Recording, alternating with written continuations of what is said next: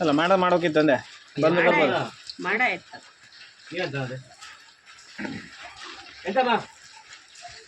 ಇನ್ನೊಂದು ಇನ್ನೊಂದೇ ಸಾಕು ಹಾಂ ಫುಲ್ ಅದು ಇಷ್ಟು ದೊಡ್ಡ ಮಾಡಿದ್ರೆ ಜಾಸ್ತಿ ಹಾಕೋಕ್ಕಾಗಲ್ಲ.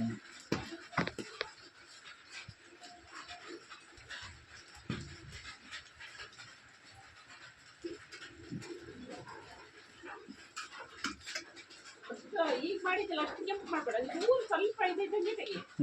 ಅವಾಗ